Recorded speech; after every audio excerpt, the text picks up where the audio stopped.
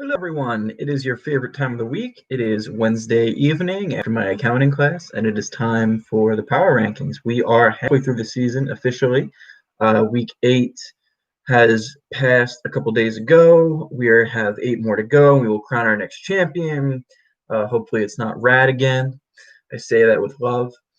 Yeah, interesting week. Besides some of the great matchups that we had, obviously the election going on. We're still trying to figure out who's the president. It seems very close, so hopefully you're happy with whatever the outcome is, and we'll just leave it at that. On to the rankings for this week, and note that we still have some time before the trade deadline, but here we go. All right, so 8 again for maybe like the 5th or 6th consecutive week is JG. A lot of shuffling going on with this team again after the trade with Noom, another trade with Noom.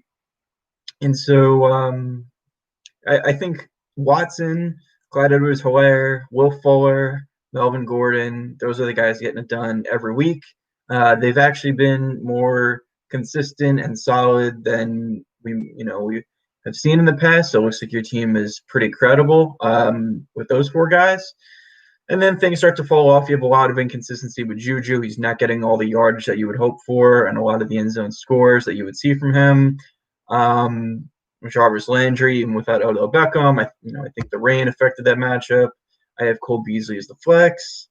It is what it is. These are just you're picking up points here and there. You got Hunter Henry, same thing, picking up points here and there. Christian Kirk, that he certainly scares me if I'm going up against him because he can drop that 20 point from the receiver position. So start to think about who you're going to be protecting next year. You can't keep Clyde. I guess Will Fuller is where you're at, but you have other pieces that are valuable for teams if you're looking to move them and retool for next year. Number 7, down one this week is Noom. Again, a lot of trades. This is practically the slippery Bucks. So we have, assuming those trades go through, and I think they will, Tom Brady, Jones McRonald, Mike Evans, Antonio Brown. Godwin's hurt, so I can't include him this week, and Fournette. So you got tons of players here, and I don't think you'll be able to get Gronk from Zach, but a ton of bucks here. Depending on the matchup, this could be very scary for the opponent, but I don't think that there's, the ball can't go around to everybody. So yeah, I guess that you're, looking at who you can protect for the following year. Kareem Hunt still seems to be doing all right. Justin Jefferson, you picked him up in that deal for Michael Thomas, so he's a phenomenal protect for you. Noah Fant, I will actually acknowledge he is a top 4 tight end. Antonio Gibson, another decent keeper, assuming he keeps the job. So, we know what we're getting with this team. It's kind of funny how so many players are on one team, but the talent is off the charts. You got a team with Brady, Evans, Antonio Brown. That can certainly scare you if you're going up against him. This is where I'll let everybody know that there's a lot of movement this week that you're about to see because we had some really great productions and some really bad losses, and a lot of guys keep getting hurt. Speaking of getting hurt, and how my system's been going, I can't really rank your player if they didn't play the previous week or they're so. Falling all the way from 2 is Drew, all the way to 6, down 4 spots. Can't count Christian McCaffrey. Can't count Aaron Jones as of right now. Can't count Michael Thomas as of right now. Can't count George Kittle for the remainder of the season because he's out. So things look pretty shoddy right now if I'm just evaluating based on that. Obviously, you lost this past week. The team I'm looking at that's considerably, fully healthy right now, Danger Russ, insane. Josh Jacob, Jingleheimer Schmidt, pretty good. Adam Thielen, solid. Tyler Boyd, great. And then it kind of, the buck kind of stops there. I don't think Darrell Henderson's going to be your starter with those guys that just named coming back, but he can't hold on to the job. And DJ Chark, I don't know what they're doing with that quarterback situation, but they're throwing the ball all over the place, even running it a ton. Evan Ingram, he's competing for target share, even though he did look better. Michael Gallup's got no quarterback, and I consider your flex Eric Ebron because, let's face it, like your team is pretty banged up as it is. So yeah, just I think things will look a lot different next week if all three of those guys play, or at least one of them does. I don't think Aaron Jones is going to play on that short week, and he's on the COVID list or whatever. I can't even count Jamal Williams, who actually played. So yeah, just injuries wrote up all over this team. If you're paying Drew in these next few weeks, you got to be feeling pretty good that he's without his best weapons. Number 5, down one spot this week is East. I know you pulled out a victory, and you're an amazing 7-1, but you are also dealing with injuries, my friend. Ezekiel Elliott seems a little banged up, and I think that his production is going to drop off a ton now that he's just got like no quarterback to play. Teams are just going to stack the box, and if if their defense can't get off the field, then they're going to be down. They're not going to run the ball a lot. Whatever the Cincy back situation is, I mean, your RB2 is pretty great considering it's either Gio or Mixon. As of right now, they're on a bye, and I don't know. I guess you're going to play Lev Bell this week. Yikes. Receivers are great. I had to really fight them off with the teams above you. The teams above you have amazing receivers where I know you have Lockett, but it's kind of just Lockett. I mean, Mini USA, Amari Cooper, not stellar anymore with the quarterback situation. DJ Moore, he had a great game against the Saints, but he's pretty much like low end receiver too. In an 8-team league, maybe he's a 3. Cooper Kupp bounced back pretty great. That was nice to see. The hurt Lockett. I mean, you kind of see why it's just so frustrating to own him, even though he's the number 1 guy in fantasy on a points basis. He has had more games under 9 points in the last 3 than he has, and that's obviously the 53-point massacre against Arizona. I like TJ Hawkinson, legitimate top 4 tight end. You did pick up Damian Harris as I'm looking. He's probably going to be your running back. And, I don't even know if I mentioned Rodgers, but Rodgers and Allen, like, you're playing matchups. So you are a tough team to beat, as shown by the record. But the thing is, these running backs starting to scare me. And these receivers are just way too inconsistent compared to the guys ahead. So just really needing more consistency. This isn't really a wins power ranking. That's abundantly clear since the start of this. Is more so just how consistently strong are you, not how many wins are you picking up. And so I think we were looking for a little more consistency from the Dallas guys. Tyler Lockett for sure, or the hurt Lockett, and certainly DJ Moore. Number 4. This is really tough around here, but down 3 spots, I'm putting Rat from the 1 spot. Yeah. So Justin Herbert's great. James Robinson's great. You're picking up the ramp, which is a nice number 2, considering I think he's going to be your number 2. How else would you fucking trade it for him? And Taylor and Gaskin just kind of got hurt.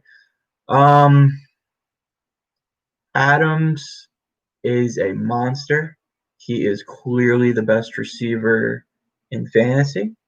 He's averaging 27 on the year, and just doing some quick math, he's more likely to put up over a 30 than he is to put up less than 30, I guess. And one of those games, I'm pretty sure he left hurt, the Detroit game. In Tampa Bay, they stopped. So yeah, Davante Adams is sick. DeAndre Hopkins is sicker. Keenan Allen behind him is sicker. So really amazing receivers. Darren Waller-Green's kind of hit or miss, but still pretty, generally solid. Why are you a 4 if I'm hyping up these receivers and the quarterback and the running backs? Like, I don't really know who your fucking flex is. Like Deontay Johnson, I don't like that. AJ Green, he's on a bye. Preston Williams, you're never playing. Oh, your whole team just got fucking COVID or hurt, Jared. Like Matthew Stafford, Kenny Golladay, Jonathan Taylor, Myles Gaskin. Sucks, man. Sucks. So yeah, just those receivers are incredible. You've got a really great team. That's why you're number one as of last week. But extremely top heavy. Extremely top heavy. I don't know where these flexes are going to come in. If they're just going to keep getting like hurt, maybe in week 12 everybody's fine, but just I don't like these flexes right now, and that's why you fell, because the other flexes above you are considerably better. Number 3, up 4 spots this week from a rock bottom 7 spot. I guess it's not rock bottom if JG's below, but pretty much the lowest you can actually get. I'm up 4 this week. I put me in the 3 spot. I had a killer fucking week, as shown by the thumbnail. I put up at least like 220. Fucking annihilated. Dalvin Cook is back. Recipe Rush is back. Patrick Superstar lit up the fucking Jets. Generation Metcalf, absolutely fucking insane. That's my best receiver. Julio Jones right behind him, excellent. Might finish in the might lead the league in receiving. I don't even fucking know. Disney Channel might. He's also excellent. Stephon Diggs. These three guys are better than anyone else's 3, besides Rads, I would say. But are very close, and that's why I kind of ranked above it, because also James Conner, very consistent. David Johnson, consistently good flex. I picked up Brandon Ayuk, so I think without Deebo Samuel and like half the 49ers starting offense, he's a good flex, a really good flex, actually. And I'm saying goodbye to Mark Andrews for a little while. Hayden Hurst is showing more consistency. So, really great receivers on this team. Quarterback's back. No bad matchups. No shitty rain and snow and whatever. He's back. Dalvin Cook's back. Team's solid right now. I'm a wrecking crew, and I'm going to run into the next team on my list this week, which I can't believe, because he's even hotter than I am as of right now, and that's Zach's team, up 3 to the 2 spot. What a fucking climb. I was probably at 7 at some point, if I recall. Boy, his team's scary. Murray 30, Derrick Henry, Erica, Titantron, Fulgham, Allen Robinson, Rob Gronkowski, Chase Edmonds for now, and you can kind of flip Chase Edmonds for when Miles Sanders comes back, and then any flex, literally any flex. DeAndre Swift, Hollywood Brown, T. Higgins, Laviska Shenault, Darius Slayton might be the most attractive one there, even Robert Tonyan, Jerry Jeudy. Like, it's a very scary team. It's going to be a very scary team. It's won 4 in a row. It might win 5 against me. I don't know. But a very impressive climb to the top, especially beating Jared, who was the number 1 team ranked last week. You got everything on this team, especially with Gronkowski hooking up with Brady like he once was. Like, you got everything on this team. You got 3 legitimate great receivers. This guy Fulgham has been the best receiver, as I told Zach, of anyone since he's debuted, if you can believe that. I would not want to run into Derrick Henry and Murray 30 in the playoffs, especially with these receivers. And as long as Kenyon Drake is out, Chase Edmonds should be good. I know you love him. And then number 1, you are last in this video too, but I don't think you'll mind. It's Levy up 2. Everything besides the quarterback is better on this team than Zach's team, even though it's pretty close. And what I mean by that is Kamara, I would probably want over Henry just because of the PPR value. He's very quietly putting up like 20s, 25s every game. He's also got like flip-flop running back situation. David Montgomery for now. When Kenyon Drake comes back, it's Kenyon Drake. JaMychal Hasty, I guess, getting some work. Chris Carson when he's hurt. Like, it's matching up fine against you, who are also having running back issues. Calvin Ridley, stud. Terry McLaurin, stud. Superb. Robbie Anderson, stud. Pastro World, really good. Bobby Trees, excellent. And another carousel flex is pick whoever you want.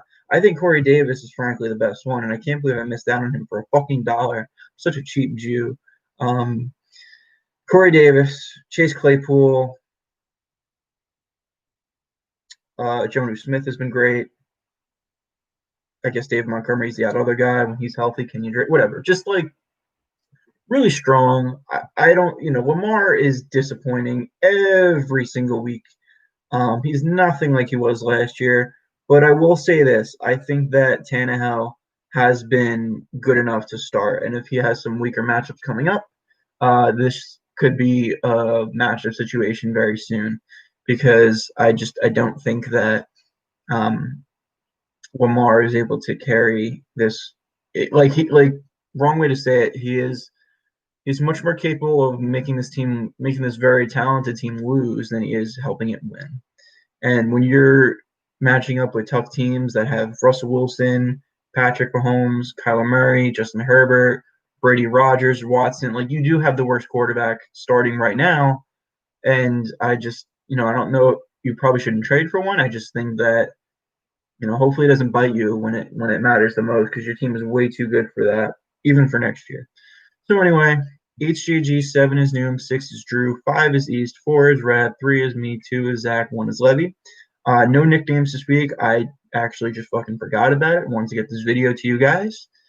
So you guys are curse free. If I was going to give them to anybody, it would probably be so like Julio Jones or Devontae Adams, but who wants that, right? So yeah, we have good matchups this week. I'm against Zach. Both of us are pretty hot teams right now. We have a big upset chance if JG can knock off East. That would be incredible. Jared versus Devlin, big matchup. Those teams really need wins to climb into the standings. And then Chris against the actual Tampa Bay Buccaneers, and we'll see how interesting they can be. If they put up a 70 as a team, Chris still might win. So yeah, that's it. Let me know what you guys think, and yeah.